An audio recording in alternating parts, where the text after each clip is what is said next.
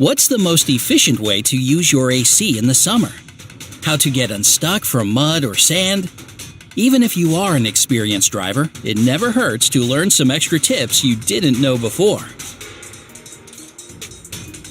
9. Get ahead of another car safely. Every now and then you just have to overtake another car on a narrow 2-lane road to get to your destination faster. And quite often, another car pops out of nowhere moving in your direction on the lane you chose for your maneuver.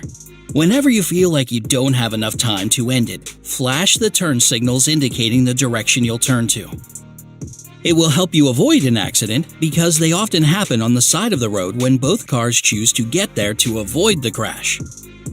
It's always a better idea to turn back to your lane and not to the side of the road.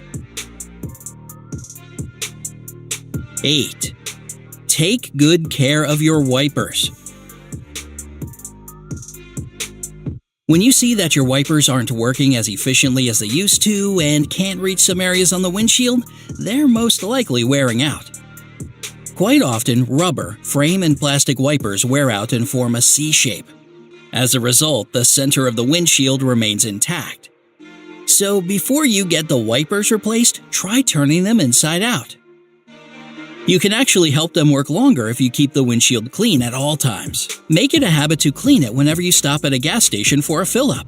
Just make sure the squeegee they provide you with is clean and doesn't have any debris in it. Whenever frost is coming, remove the wiper blades overnight and they won't freeze the glass. And finally, never ever run the wipers on a dry windshield. They are meant to be used on a wet surface. So if you have to clean a dry windshield, for example to get rid of pollen, turn on the washer first. 7. Use your AC wisely in the summer.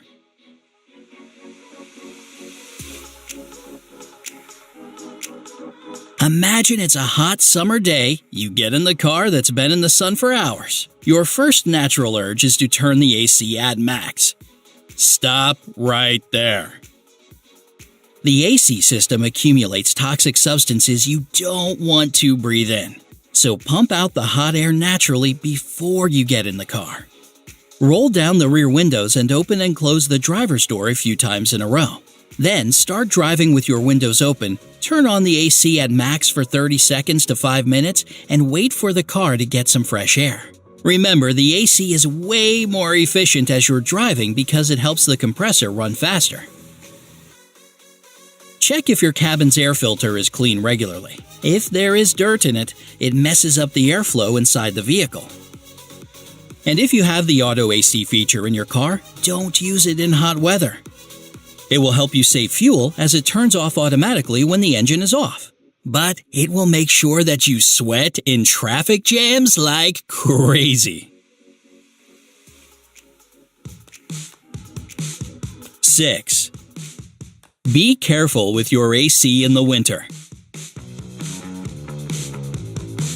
If you live in a climate where seasons do change and winters are snowy and cold, you most likely only use your AC in the summer.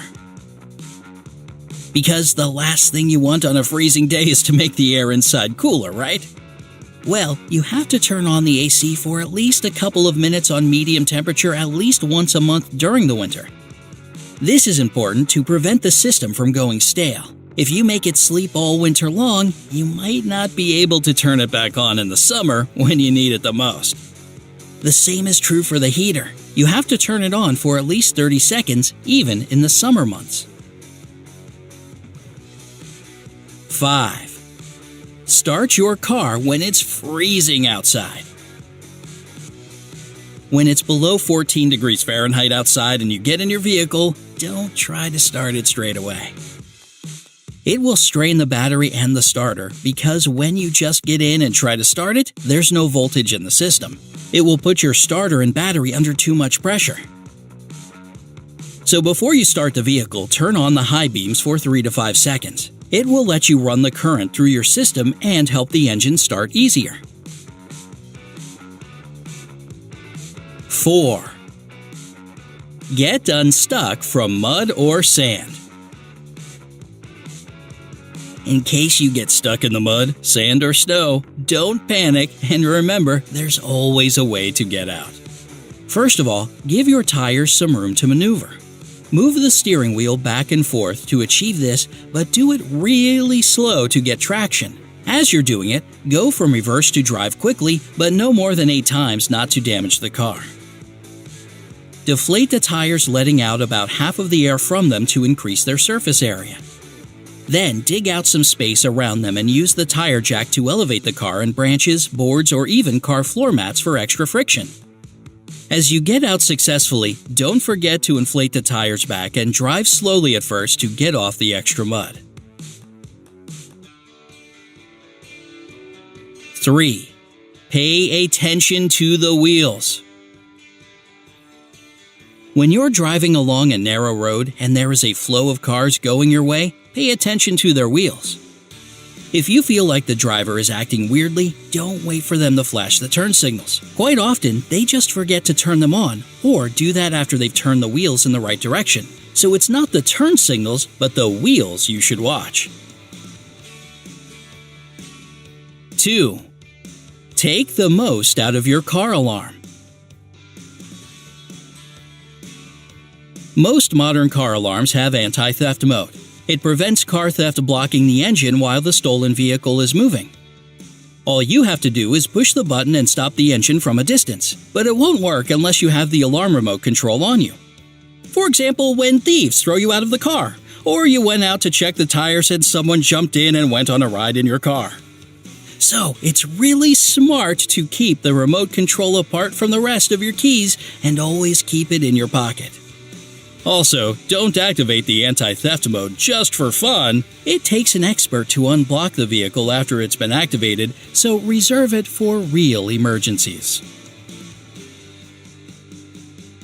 1. Mind the details.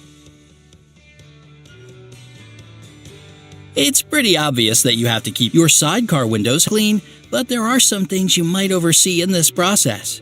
Your sidecar windows have rubber molding that you most likely forget to clean. However, even if the car itself is clean, these rubbers accumulate dust you can't even see. When it gets out, it scratches your sidecar windows like sandpaper. A few months later, it can leave deep scratches on your sidecar windows that you won't be able to get rid of. Can you think of any other useful car maintenance tips and tricks? Let me know in the comments.